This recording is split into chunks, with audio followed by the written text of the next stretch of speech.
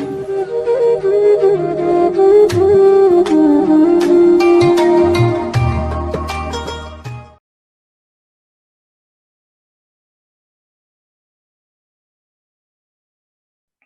जी का खालसा वाहिगुरु जी की फतेह। सत श्री अकाल, नमो बुद्धाय, जय माता, सलाम अलैकुम साथियों।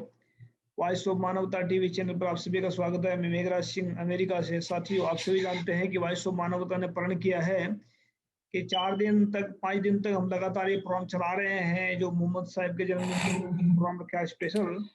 और ये वर्ल्ड पहली हिस्ट्री में पहली बार हो रहा है ऐसा कि जो वर्ल्ड में कि मोहम्मद साहब का जन्मदिन हमें इस पर 5 दिन मना रहे हैं, और वो भी सिखों के चैनल पर मना रहे हैं, वैश्व मानवता के चैनल पर मना रहे हैं।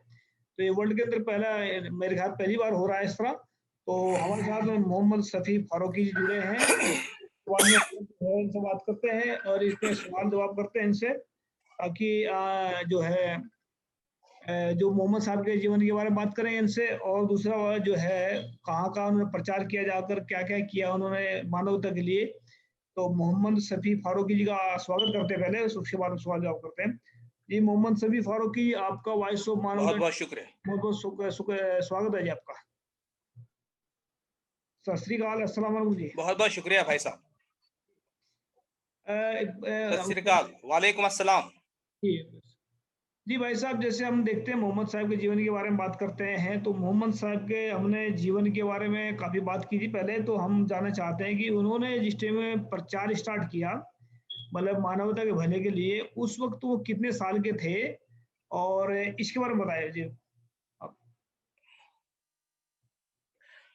नहीं, देखिए, जब हम सब के निर्मिक अल्लाह ने पैगंबर मोहम्मद सल्लल्लाहु अलैहि वसल्लम को पैगंबर बनाया, जी और जिस वक्त ये जिम्मेदारी उनके ऊपर डाली, वो 40 वर्ष के थे उस वक्त।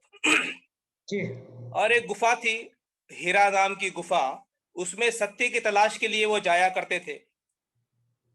वहीं पर हम सब के ईश्वर ने उनको अपना पैगंबर घोषित किया, और 40 साल की उम्र के बाद से उन्होंने मक्का वासियों के अंदर प्रचार और प्रसार इस मानवता के संदेश का किया। जी। तो 40 साल में जिस वक्त आप इन्होंने शुरुआत किया, तो उस वक्त उन्होंने कठिनाइयाँ भी काफ़ी आई होंगी, क्योंकि सच सच के रास्ते में जिस वक्त चलते हैं उस वक्त कठिनाई बहुत ज़्यादा आती है। तो उसमें कोई कठिनाइयाँ का जिक्र ऐसा करें कि जो उनके साथ में ऐसा हुआ हो कि जो लोगों ने उनको बुरा भला कहा हो और उन्होंने उनको आशीर्वाद दिया हो, क्योंकि वो जो सच्चाई के रास्ते पे चलते हैं वो बुरे आदमी को भी आशीर्वाद देते हैं और अच्छे आदमी को आशीर्वाद देते हैं। तो ऐसा कोई वाक्य बताएं उनके बारे में जी। बिल्कुल, देखिए, जब भी कोई सत्य की बात करेगा, सच्चाई को पेश करेगा, उसके जीवन में कठिनाइयां आती ही हैं। जी और अक्सर ये भी देखा गया है कि जब भी कोई किसी की भलाई की बात करता है, जिनकी वो भलाई चाहता है, जिनकी वो चिंता करता है, वही लोग उसके विरोध में हो जाते हैं। जी प्रेषित मोहम्मद सल्लल्लाहु अलैहि वसल्लम ने मक्का वासियों को समाज की सारी समस्याओं से बचाना चाहा, मरणोत्तर जीवन की समस्याओं से बचाना चाहा। वो चाहते थे कि उनके जो जीवन की समस्याएं हैं इस समाज में, इस दुनिया में, वो भी हल हो जाए, उनका भी समाधान हो जाए, और मरणोत्तर जीवन की समस्याएं हैं उनका भी समाधान हो जाए, वो नरक के अग्नि से बच जाए। लेकिन ये इतनी अच्छी बात, ये शुभ चिंता की बात भी लोगों के समझ में नहीं आई शुरू शुरू में, और उन्होंने उनका भी विरोध किया। बहुत सी कठिनाइयां प्रेषित मोहम्मद सल्लल्लाहु अलैहि वसल्लम को और उनके अनुयायियों को इस रास्ते में आई। लोगों ने मुखालिफत की, मारा पीटा। पैगंबर मोहम्मद सल्लल्लाहु अलैहि वसल्लम जिधर से गुजरते थे इस संदेश को देते हुए, लोग वहां से भाग जाया करते थे, अपने कानों में उंगलियां ठोस लिया करते थे, अपने चेहरे जो है तो झांक लिया करते थे। और जब बात बहुत बढ़ गई आगे, पैगंबर मोहम्मद सल्लल्लाहु अलैहि वसल्लम ने जब इस संदेश को और ज्यादा पहुंचाया, और आपके अनुयायियों की जब संख्या बढ़ने लगी, तब जो है वहां के जो बड़े बड़े सरदार थे मक्का के, कुरैश जो कबीला था उसके जो बड़े बड़े सरदार थे, उनको जब अपनी सरदारियां खतरे में नजर आई कि पैगंबर मोहम्मद सल्लल्लाहु अलैहि वसल्लम तो एक ईश्वर की बात कर रहे हैं, उसकी बादशाही की बात कर रहे हैं, कह रहे हैं कि वही तुम्हारा निर्मिक है, वही तुम्हारा उपास्य है, तो हमारी सरदारी तो खतरे में आ जाएगी। तो उन्होंने बहुत मुखालिफत की, आपके ऊपर रास्ते में कांटे बिछाए, आपके ऊपर कचरा फेंका गया, बहुत सारी इस तरह की समस्याओं से पैगंबर मोहम्मद सल्लल्लाहु अलैहि वसल्लम को जूझना पड़ा, और साथ में आपके अनुयायियों को भी जूझना पड़ा। जी, जी, जी। तो जिसमें जिस वक़्त उन्होंने प्रचार दौरा स्टार्ट किया, उस वक़्त उनके साथ में कितने आदमी थे? मतलब जैसे गुरु नानक साहब के साथ में शुरुआत में भाई मर्दाना जी रहे हैं और मर्दाना जी आखिरी दम तक रहे हैं उनके साथ में। तो ऐसे इनके साथ में कितने लोगों ने स्टार्ट किया प्रचार दौरा? कोई ख़ास आदमी उनका जो दोस्त ऐसा रहा हो, जो मरते दम तक रहा हो उनके साथ में, ऐसा है कोई आदमी का जो नाम उनका कोई ऐसा इतिहास में आता हो? जी हाँ, देखिए, जिस वक़्त आपको पैगंबर घोषित किया गया, आप उस गुफ़ा से, हिरा नाम की गुफ़ा से जब नीचे आए अपनी पत्नी के पास, और अपनी पत्नी, आपकी पत्नी हज़रत खदीजा रज़ी अल्लाह तआला अन्हा, उनके जी, पास आकर आपने कहा कि इस तरह का मेरे साथ घटना हुई है कि मुझे पैगंबर बनाया गया है, मेरे पास ईश्वर का दूत यानी फरिश्ता आया। तो सबसे पहले ईमान लाने वाली आप पर हज़रत खदीजा थी, आपकी पत्नी। उसके जी, बाद आपके सबसे करीबी दोस्त हज़रत अबू बकर सिद्दीक रज़ी अल्लाह तआला अन्हु, आपके सबसे करीबी दोस्त ने भी आप पर ईमान लाया। उसके बाद बच्चों में हज़रत अली रज़ी अल्लाह तआला अन्हु, जो आप ही के घर में पलकर बड़े हुए थे, वो आपके ऊपर ईमान लेकर आए।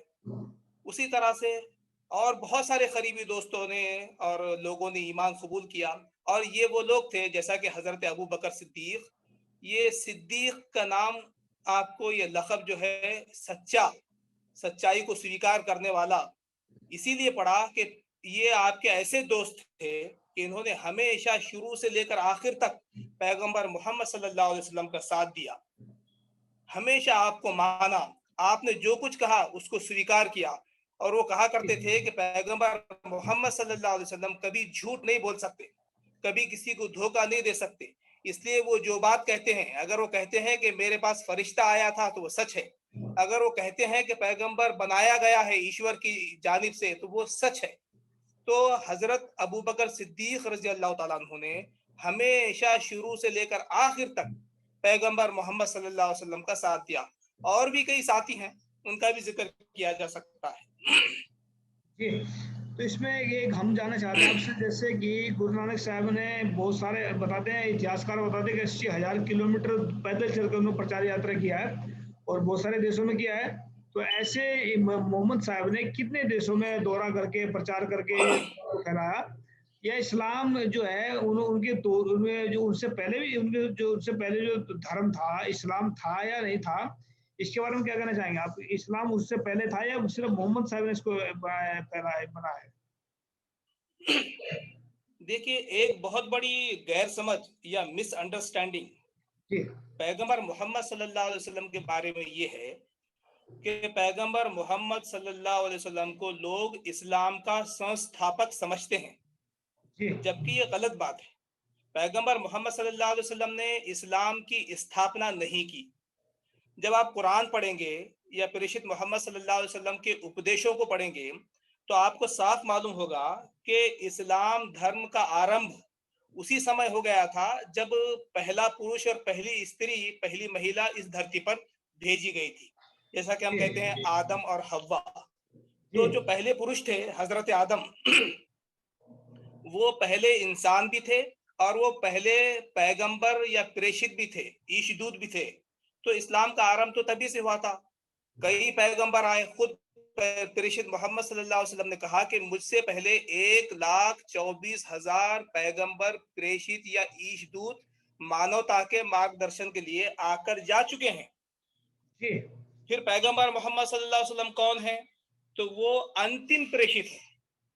अब मैं अंतिम प्रेषित हूं और मेरे बाद अब कोई जो है तो प्रेषित आने वाला नहीं है। तो पैगंबर मोहम्मद सल्लल्लाहु अलैहि वसल्लम ने उस संदेश को जो शुरू से चला आ रहा था, या इस्लाम या उसकी जीवन व्यवस्था को एक परिपूर्ण स्वरूप दिया। इसके संस्थापक नहीं है, जो चीज चली आ रही थी उसको संपूर्ण किया, उसको परिपूर्ण स्वरूप दिया सिर्फ केवल। तो जी पैगंबर मोहम्मद सल्लल्लाहु अलैहि वसल्लम इस्लाम के संस्थापक नहीं है, उसके पहले भी इस्लाम का संदेश लेकर 1,24,000 लोग या पैगंबर या ईशदूत ये आते रहे हैं। जी तो ये गैर समझ है, इसको बहरहाल दूर करना चाहिए। जी, बिल्कुल बिल्कुल, कई बातें ऐसी हैं जो हमें और भी आपने मालूम जो नहीं थी। दूसरा सवाल किया था, जी, हाँ, नहीं, कई बातें हमें दूसरा सवाल मालूम जो नहीं। आपने किया था कि आपने प्रचार और प्रसार के लिए, जी जी हाँ, हम्म, आपने मतलब प्रचार प्रसार के लिए कहाँ कहाँ गए और कितने देशों में प्रचार प्रसार किया, मतलब इस्लाम जो धर्म काफी फैला हुआ हाँ है, हाँ। इसके बारे में बताया थोड़ा। असल में जिस जमाने में पैगंबर मोहम्मद सल्लल्लाहु अलैहि वसल्लम मक्का में ये प्रचार और प्रसार कर रहे थे, उस समय तो बहुत सारी सुविधाएं नहीं थी जाने आने की। ऊंटों पर सफर किया जाता था, जानवरों पर सफर किया जाता था। जी आप करीब के आपकी जो जमाना था, प्रेषित काल आपका, उस जमाने में पैगंबर मोहम्मद सल्लल्लाहु अलैहि वसल्लम करीब के देहातों में गए। जी जो लोग बाहर से कबीले आया करते थे, सफर किया करते थे, उनके पास जो है आपने जाकर प्रचार और प्रसार किया। एक करीब जो है तो इलाका था ताइफ नाम का, ताइफ जी नाम के इलाके में आप गए, पैदल गए। 50 साल से के आसपास आपकी उम्र थी, उस ऐसी उम्र में भी आप पैदल उतने दूर जाकर आपने ताइफ के सरदारों को, वहां के लोगों को एकेश्वरवाद की तरफ बुलाया। और उसी तरह से आपके अनुयायी भी आजू बाजू के जितने भी करीबी देहात थे, खासतौर पर मदीना, मक्का से मदीना मदीना गए, मदीना जाकर जो है इस्लाम का प्रचार और प्रसार किया, एक ईश्वर की बात उनको बताई। तो जाहिर बात है कि बहुत सारी सुविधाएं तो नहीं थी कि हर देश में आप जाते, लेकिन बाद में आपके देहांत के बाद आपके अनुयायी, जिनको सहाबा कहते हैं, वो जी फिर फैल गए। क्योंकि अंतिम हज यात्रा में पैगंबर मोहम्मद सल्लल्लाहु अलैहि वसल्लम ने ये कहा था कि मैंने तुम तक जो बात पहुंचाई है, अब उन लोगों तक जाकर पहुंचा दो। ये जी एकेश्वरवाद की का पैगाम उन लोगों तक जाकर पहुंचा दो जिन तक अब नहीं पहुंचा है। तो हम देखते हैं कि फिर आपके अनुयायी वहां से निकले और विविध देशों का उन्होंने सफर किया, और विविध देशों में जाकर तौहीद यानी एकेश्वरवाद का प्रचार और प्रसार किया। और इस माध्यम से आप देखते हैं कि सारी दुनिया में आज आपको इस्लाम या तौहीद या एकेश्वरवाद नजर आता है। जी जी जी, तो इसमें बहुत सारे मतलब हम कुरान के बारे में थोड़ी बात करना है। कुरान में जो है, कुरान को जिस वक्त बताते हैं कि मतलब आसमान से आई हुई किताब है, ऐसा मानते हैं लोग। और ये मोहम्मद साहब के सामने जिस वक्त मोहम्मद साहब थे उस वक्त लिखी गई है कुरान, या इसके बाद में लिखी गई है, पहले से ही है, इसके बारे में थोड़ी जानकारी दें हमें। नहीं, देखिए, ईश्वर के माध्यम से हजरत जिब्राइल अलैहिस्सलाम, ये ईश्वर के दूत यानी फरिश्ते वही लेकर आते थे। उस वही को ही कुरान कहा जाता है, ईशवाणी जिसे कहेंगे हम। जी तो पैगंबर मोहम्मद सल्लल्लाहु अलैहि वसल्लम उस ईशवाणी को या कुरान को जबानी याद कर लिया करते थे, और अपने लोगों से, जो अनुयायी थे आपके, उनसे कहा करते थे कि इसको लिख लो। तो उस जमाने में भी जो है दरख्तों के पत्तों पर, चमड़ों के ऊपर, अलग अलग जगहों पर कुरान को लिख दिया गया था। और कुरान पूरा 23 साल में पैगंबर मोहम्मद सल्लल्लाहु अलैहि वसल्लम पर अवतरित हुआ। जी टोटल 23 साल लगे। तो 23 साल में अलग अलग जगहों पर वो कुरान मौजूद था। और उसे कई हाफिज यानी जिनको मुख पाठ था कुरान मजीद, वो भी उपलब्ध थे उस समय में। तो खुद प्रेषित मोहम्मद सल्लल्लाहु अलैहि वसल्लम ने जो है तो उन लोगों से कहा कि ये अध्याय पहले रहेगा, कुरान का ये अध्याय फला अध्याय के बाद रहेगा। इस तरह से पूरे कुरान की तरतीब लिस्ट वाइज पैगंबर मोहम्मद सल्लल्लाहु अलैहि वसल्लम ने अपने जमाने में ही कर दी थी। और शुरू के अध्याय से लेकर 30वें पारे तक, या 114 जो अध्याय हैं कुरान मजीद के, उसके हाफिज, मुखपाठ करने वाले, उसको प्रेषित मोहम्मद सल्लल्लाहु अलैहि वसल्लम के जमाने में मौजूद थे। और खुद मोहम्मद सल्लल्लाहु अलैहि वसल्लम पूरा कुरान सुनाया करते थे। और जी बहुत सारे सहाबा आपके अनुयायी भी पूरा कुरान जो है तो सुनते थे, सुनाया करते थे। उसके बाद आगे जाकर किताब की जो शक्ल है, एक ग्रंथ की जो शक्ल है, उसको जो कंपाइल्ड किया गया, वो जी प्रेषित मोहम्मद सल्लल्लाहु अलैहि वसल्लम के जमाने में नहीं किया गया, बल्कि आगे के आपके अनुयायी और खलीफा के जमाने में उसको किताब की शक्ल दी गई। जी, बहुत सारे लोग ऐसा मानते हैं कि ये तो आसमान से उतरी हुई किताब, जैसे आसमान से गिरी हुई किताब ऐसे मानते हैं। बहुत सारे इसमें दिखाते हैं, नाटकों में दिखा देते हैं कि आसमान से आ रही है कोई बुक बुक ऐसे। तो मुझे नहीं लगता था ऐसा होगा। तो ये आपने जो खुलासा किया इसका कि जो पहले वो जो मोहम्मद साहब के देवाती थे कुरान के जो आयतें उनको लिखवा देते थे, ये आपकी बात बिल्कुल सही है। और इसमें गुरु नानक साहब भी ऐसे लिखते हैं, वो ऐसे भी कहते हैं, मेरी जो है वो कहते हैं, भाई मर्दाना जी कहते थे कि आपने रवाब छेड़ बाणी आई है, वो कह रहे आई है, मतलब कहीं से कलाम आ रहा है, उसको लिखे हैं, उसको गा रहे हैं, तो इसका मतलब आया है उनके दिमाग में, या रब की तरफ से जैसे ऑक्सीजन चल रहा है, या अभी हमारे दिमाग में कुछ ना कुछ आता रहता है, आपके दिमाग में आ रहा है, ऐसे उनके दिमाग में कुछ पॉइंट आते होंगे तो इसलिए होंगे। ये सही है। अच्छा, इसमें और भी बातें बहुत सारी ऐसी हैं इस्लाम के बारे में। आज इस्लाम धर्म मेरे ख्याल में पूरे वर्ल्ड के अंदर फैला हुआ है, और तकरीबन तकरीबन सबसे ज्यादा मुसलमान पूरे वर्ल्ड के अंदर है, सबसे ज्यादा। और फिर भी भारत के अंदर, और अभी जर्मन का जो वाक्य हुआ है वहां पर, तो मुसलमानों को सबसे ज्यादा बदनाम किया जाता है, और मुसलमानों को सबसे ज्यादा परेशान किया जाता, मारा जाता है। इसके पीछे आप क्या कारण समझते हैं? नहीं, देखिए, ये इंटरनेशनल जो मामलात हैं वो हम तक जिस माध्यम से पहुंचते हैं, उस माध्यम वो माध्यम जो है तो जिसे कहेंगे डाउटफुल है। जी जी जी। वो शंकाएं कुछ शंकाओं से भरा हुआ है। वो मीडिया जो हम तक पूरे दुनिया की बात पहुंचाता है, वो मीडिया कैसा है, आप अच्छी तरह से समझ सकते हैं हमारे इंडियन मीडिया के माध्यम से कि जी होता क्या है, दिखाया क्या जाता है, रहता क्या है, पहुंचाया क्या जाता है। तो बहरहाल बहुत सारी बातें हम उस पर विश्वास नहीं कर सकते कि जो मीडिया के माध्यम से हम तक पहुंचाई जा रही हैं। लेकिन इसके बावजूद भी आप देखते हैं कि जी इस्लाम एक आइडियोलॉजी है, एक विचारधारा है, और ऐसी विचारधारा है जो प्रैक्टिकल है, ऐसी विचारधारा है और ऐसी व्यवस्था है कि जो इंसानों की समस्याओं का समाधान कर सकती है। एक चैलेंज है दूसरी व्यवस्थाओं के लिए। तो जितने भी यूरोपियन कंट्रीज हैं, आप देखते हैं अभी फ्रांस का मामला हुआ, इस तरह की और भी घटनाएं होती हैं, तो उनको इस बात का डर है कि ये इस इस्लामी व्यवस्था या ईश्वरीय व्यवस्था के कारण उनके अपनी सरदारियां खतरे में पड़ जाएंगी। जैसे कि मक्का के समय पर प्रेषित मोहम्मद सल्लल्लाहु अलैहि वसल्लम जब दावत दे रहे थे, तो उस वक्त के उस समय के जो सरदार थे बड़े बड़े, उनको अपनी कुर्सियां हिलती हुई नजर आ रही थी, अपनी सरदारियां उनको खतरे में नजर आ रही थी। तो उन्होंने उसका बहुत विरोध किया, पैगंबर मोहम्मद सल्लल्लाहु अलैहि वसल्लम को बदनाम किया, कुरान को बदनाम किया। बस वही कारण है आज भी कि प्रेषित मोहम्मद सल्लल्लाहु अलैहि वसल्लम को बदनाम किया जाता है, कुरान को बदनाम किया जाता है, या मुसलमानों को भी बदनाम किया जाता है। ठीक है, बहुत हर समाज में बुरे लोग होते हैं, जी उसी तरह से मुस्लिम समाज में भी बुरे लोग हैं, काली भीड़े हैं।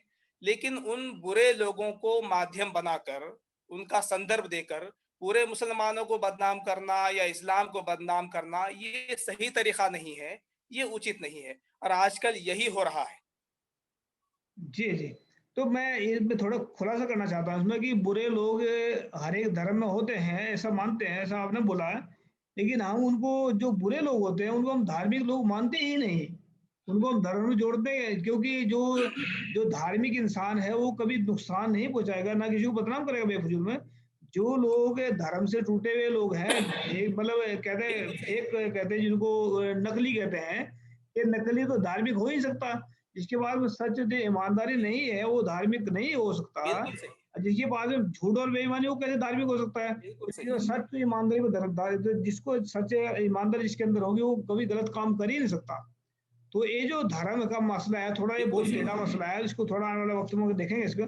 तो मैं जानना चाहता हूँ, जैसे हम देखते हैं कि बहुत सारे कुरान को बदनाम करते हैं, बोलते हैं कि इसमें काफर लफ्ज आया है। बहुत सारे ऐसे लोग हैं जो अपने आप को काफिर समझ लेते हैं, जैसे हिंदू हैं, वो सारे कहते हैं कि ये हिंदुओं के जो गलत इसमें लिखा है कि काफर हमें समझते हैं। तो काफर को थोड़ा खुलासा करें, काफर क्यों लिखा है, क्या कारण है, इसके पीछे क्या कारण नहीं, ये कई शब्द ऐसे हैं जिनको जानबूझकर कुछ लोगों ने, मानवता के दुश्मनों ने बदनाम किया है। जैसे है? कि जिहाद है, और भी बहुत सारे शब्द हैं। उसमें से एक शब्द है काफिर। काफिर को भी जानबूझकर बदनाम करने की कोशिश की गई है। और काफिर को भारत के अंदर तो सीधे सीधे हिंदू भाइयों से या हिंदुओं से जोड़ दिया गया है। काफिर मतलब कौन? तो हिंदू। ये बहुत बड़ा दुष्प्रचार, बहुत बुरा दुष्प्रचार काफिर शब्द के बारे में या कुरान के बारे में है। और फिर ये कहते हैं कि देखो कुरान के अंदर काफिरों को मारने के लिए कहा गया है, काटने के लिए कहा गया है। यानी वो ये दर्शाते हैं कि कुरान में हिंदुओं को मारने और काटने की बात कही गई है। जबकि सोचने की बात थी, जब कुरान अवतरित हो रहा 1400 वर्षों पहले, क्या उस वक्त कोई हिंदू था? वहां पर मक्का में कोई भी हिंदू नहीं था। फिर ये काफिर शब्द हिंदुओं के लिए इस्तेमाल हुआ, उपयोग किया गया, ऐसा झूठा प्रचार क्यों करते हैं ये लोग? नहीं, इसमें ऐसा है काफिर ना। एक गुणवाचक शब्द है, जी एक जी। विशेषण है, जिसका अर्थ है कि इनकार करने वाला, सच्चाई को, सत्यता को छुपाने वाला, उसको स्वीकार न करने वाला, ये एक गुणवाचक शब्द है। और उसके जो है तो अपोज में एक शब्द है मुस्लिम। मुस्लिम कहते हैं जो मानता है, जो सच्चाई को मानता है, ईश्वर को मानता है, वो मुस्लिम। और जो नहीं मानता, सच्चाई को छुपाता है, वो होता है काफिर। दोनों भी गुणवाचक शब्द हैं, एक डिफरेंशिएट करने के लिए कौन मानता है और कौन नहीं मानता है, कौन आज्ञाकारी है, कौन अवज्ञाकारी है। इस डिफरेंशिएट को समझाने के लिए काफिर और मुस्लिम शब्द इस्तेमाल किया जाता है।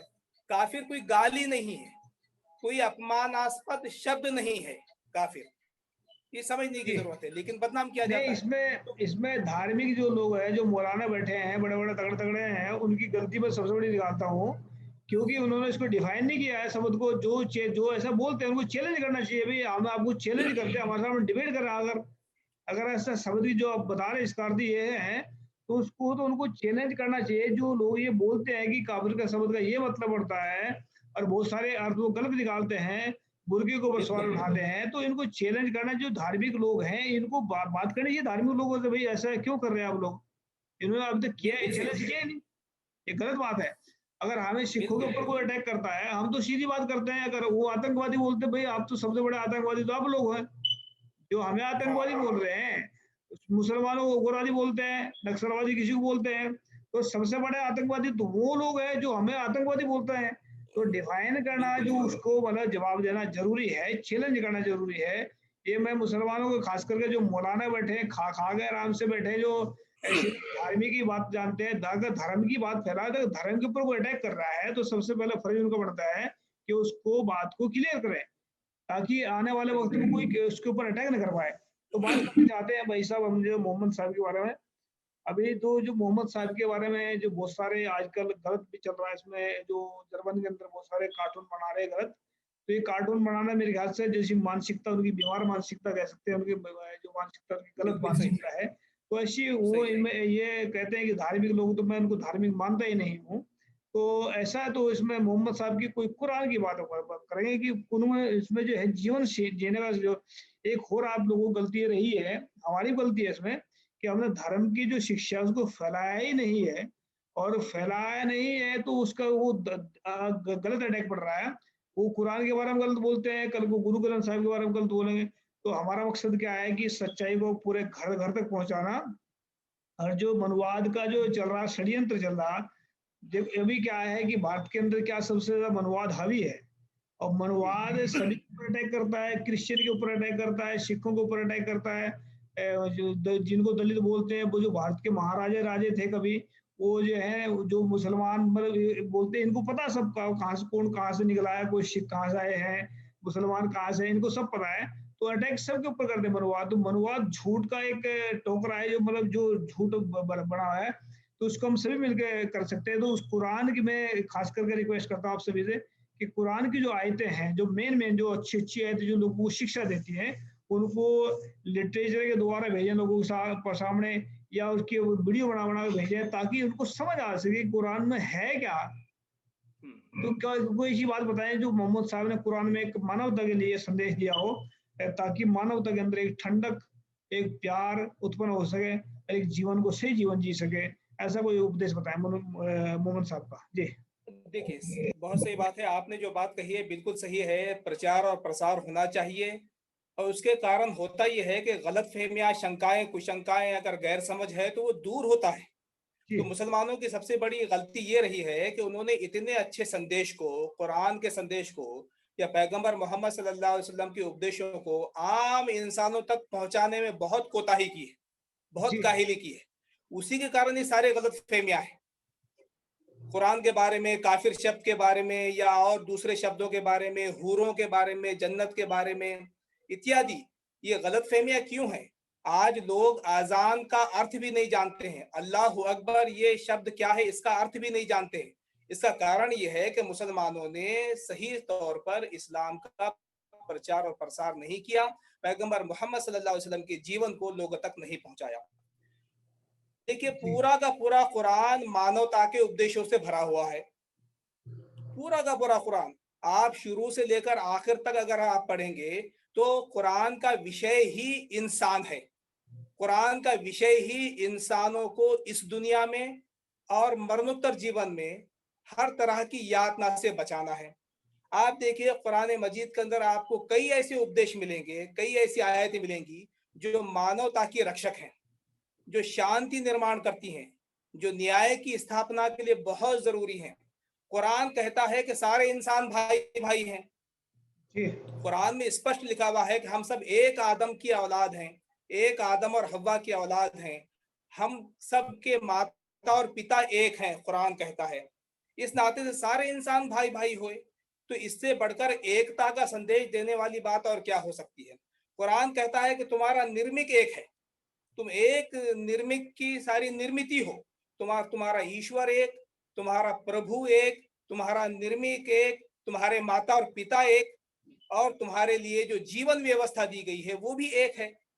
जी फिर कुरान ये कहता है कि ये एक, अगर निर्दोष की तुम हत्या करते हो तो गोया कि ये ऐसा है जैसे कि सारी मानव जाति की हत्या तुमने कर ली।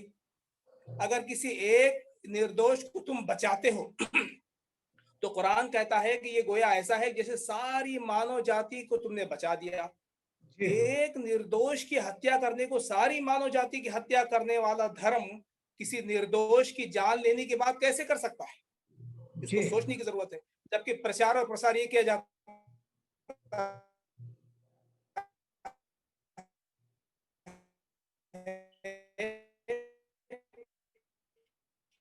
कि इस्लाम या कुरान भाईचारा निर्माण होता है, सद्भावना निर्माण होती है, सब लोग आपस में एक दूसरे के साथ भाई भाई जैसा सद भाईचारा या सद्भावना निर्माण करके अपना जीवन बिता सकते हैं। तो ऐसी जी बहुत सारी आयतें आपको, श्लोक आपको कुरान के अंदर मिलेंगी। जी। और खास करके ये मौलाना जो बैठे हैं, जो मतलब अजान देने का जी काम करते हैं, मुझे पता नहीं कौन कौन से ये क्या करते हैं, ये छोटी छोटी बात के ऊपर फतवे जारी कर देते हैं। छोटी छोटी बातों के ऊपर फतवे जारी कर, लेकिन जो अटैक कर रहे हैं, जो मुसलमानों के नाम पर जो आतंकवादी जो ग्रुप खड़े हैं, उनके उनके खिलाफ ये फतवे क्यों नहीं जारी करते? इनका किसी के पीछे क्या कारण हो सकता है? बहुत सारे लोग हैं जो आतंकवाद के विरोध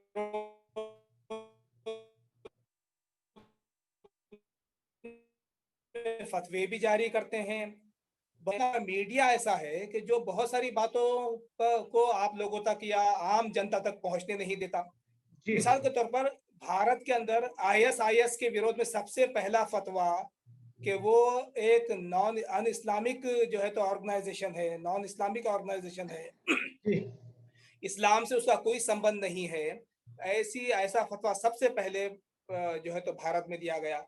लेकिन लोगों तक वो बात नहीं पहुंची। उसी तरह से जितनी भी ये चीजें होती हैं उन पर फतवे दिए जाते हैं या उसका विरोध दर्शाया जाता है, लेकिन मीडिया के माध्यम से वो बहुत सारे लोगों तक नहीं पहुंच पाता। और आपकी ये बात भी सही है कि बहुत से मौलाना लोग खामोश बैठे हुए हैं, परिस्थितियों का जो है जो पैदा हो रही है उसका विरोध नहीं कर रहे हैं या सच्चाई को लोगों तक नहीं पहुंचा रहे हैं। उन सब का ये काम है, मौलाना लोगों का, हमारे उलमा इकराम का, कि वो उठें, सच्चाई को लोगों तक पहुंचाएं, भाईचारे और सद्भावना के संदेश को लोगों तक पहुंचाएं, और जो लोग मानवता के दुश्मन हैं उनको ओपन करें। जी मानवता के दुश्मनों को समझना भी जरूरी है। हमको अगर मालूम ही नहीं होगा कि हमारा दुश्मन कौन है, मानवता का दुश्मन कौन है, तो हम कौन सी लड़ाई लड़ेंगे और किसके विरोध में लड़ाई लड़ेंगे? तो ये जी सारे बिल्कुल। मौलाना लोगों का काम है कि वो उठें और लोगों को जागरूक करें इस मामले में।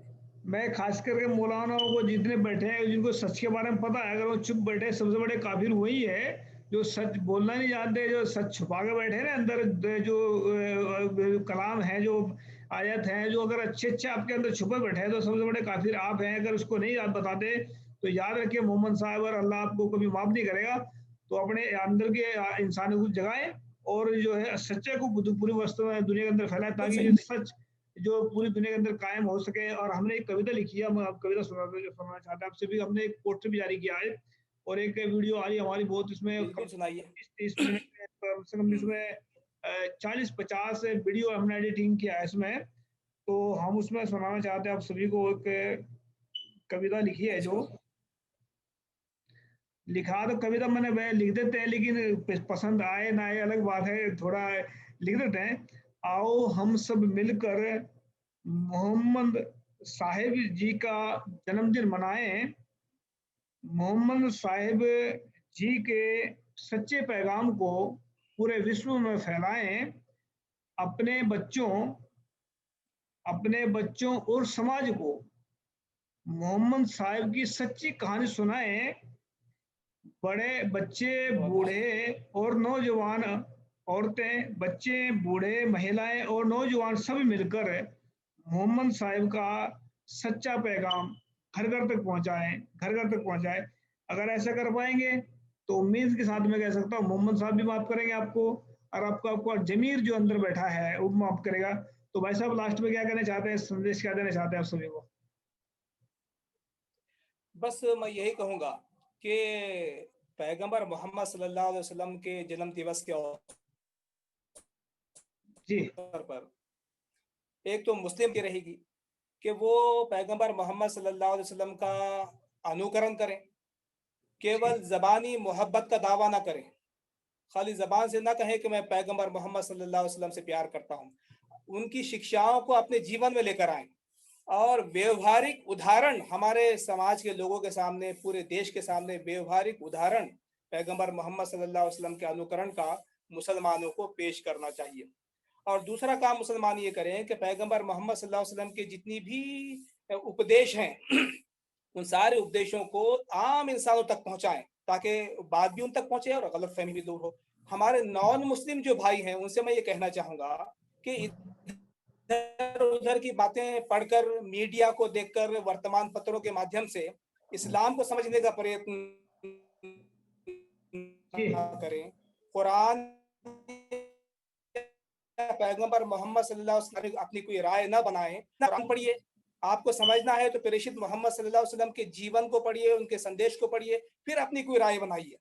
लोग जो गलत बातें फैला रहे हैं मीडिया के माध्यम से, उनको सुनकर कोई राय बनाना ये बुद्धिजीवियों का तरीका नहीं होता है। जी बुद्धिजीवी तो वो लोग हैं जो इधर उधर की सुन के नहीं, बल्कि खुद पढ़कर, खुद अध्ययन करके अपनी राय बनाते हैं। तो मेरे मुस्लिमेतर भाइयों से मेरी विनती ये रहेगी, कुरान को खुद पढ़िए, प्रेषित मोहम्मद सल्लल्लाहु अलैहि वसल्लम को खुद पढ़िए और फिर अपनी राय बनाइए। जी जी जी। तो हम ये बात कहना चाहते हैं लास्ट में कि बहुत सारे लोग ऐसा बोलते हैं कि कानों सुनी बात और आंखों देखी बात अच्छी सुनी, मतलब कानों सुनी सच्ची बात होती है और आंखों देखी बात सच्ची होती है। ये 100% गलत भी हो सकती है। जब तक आप उसको मतलब पूरी पड़ताल नहीं करते, तब तक ध्यान दें कि अगर कुरान की बातें कोई सुनता है, सुनाता है, कुरान के बारे में कोई दिखाता भी है, तो ये गलत बात हो सकती है जब तक अपने आंखों से दर्शन नहीं करेंगे, देखे नहीं गए। तो मैं उम्मीद करता हूँ आप सभी मोहम्मद साहब के जन्मदिन की वॉइस ऑफ मानवता ने जो कदम उठाया है आप बिल्कुल सभी सही। को पसंद आया होगा। तो वॉइस ऑफ मानवता ने जो कदम उठाया है इसके बारे में क्या कहना चाहते हैं आप? इसमें हमने पहली, मेरे ख्याल वर्ल्ड के अंदर पहली बार ऐसा हो रहा है कि सिख और आपस में मुस्लिम मिलकर ऐसा मोहम्मद साहब का जन्मदिन मना रहे हैं। तो ऐसा शायद आपके नजरों में खुश पहला है हुआ, आपसे बात आप इसके करके। बारे में बताइए। नहीं नहीं, बहुत अच्छा काम। मैं तो कह रहा हूँ मानवता को जोड़ने का काम, एक दूसरे के संबंध में अगर गैर समझ है तो उसको दूर करने का काम आप कर रहे हैं। इस चैनल के माध्यम से मैं ये समझता हूँ कि ये कामयाबी के साथ आगे बढ़ेगा और इसके माध्यम से हम पूरे समाज में, हमारे देश के अंदर सद्भावना, भाईचारा, प्रेम, ये निर्माण करने का प्रयत्न करेंगे, एक दूसरे को जोड़ेंगे, ऐसा लग रहा है। तो बहुत अच्छा काम है, बहुत खुशी हुई आपसे बात करके। मैं जी ऊपर वाले से दुआ करूंगा कि ये चैनल जो है तो दिन रात और तरक्की करे, विकास करे और इसके माध्यम से भाईचारा और सद्भावना समाज में फैले। जी, हम अपने वॉइस ऑफ मानवता टीम की तरफ से आप सभी मुस्लिम भाइयों, पूरे विश्व के लोगों को मोहम्मद साहिब के जन्मदिन की लाख लाख बधाई देते हैं और उम्मीद करते हैं उनके जो जीवन में जो उन्होंने प्यार बांटा है, उस प्यार को अपने पास मत रखें यहाँ पर, उनके जो प्यार के कुरान हैं, कुरान की जो आयतें हैं जो अच्छी हैं, जो मतलब दुनिया को सुकून दे सकती है, उसको बांटें। अगर अपने पास में रखेंगे तो सबसे बड़े काफिर हम और आप होंगे। तो याद रखिए इस बात को कि हमें काफिर नहीं बनना, हमने अपने बाप के अच्छे बच्चे बनकर अपने जो अल्लाह के सामने जो पेश होना है, तो उस पर ध्यान देंगे कि सच्चा और अच्छा इंसान ही वहाँ पर कबूल होगा। तो अगर सच्चे अच्छे यहाँ पर जिंदगी में आ जाएगी तो वहाँ भी सच्चाई अच्छाई चली जाएगी। अगर यहाँ सोचते हैं कि हम सिर्फ झूठ बोलेंगे सारी जिंदगी और वहाँ पर सिर्फ सच्चाई दिखाएंगे, ऐसा बिल्कुल नहीं होगा। तो पहले सच्चाई और अच्छाई को जिंदगी में बसाएं। भाई साहब, आपका बहुत बहुत धन्यवाद। आप हमारे साथ वॉइस ऑफ आर्ट जुड़ेगा और आने वाले वक्त में फिर आपसे मुलाकात होगी। थैंक यू सबका, सत श्री अकाल। वाहिगुरु जी का खालसा, वाहिगुरु जी का फतेह। अस्सलाम वालेकुम। थैंक यू, सत श्री अकाल।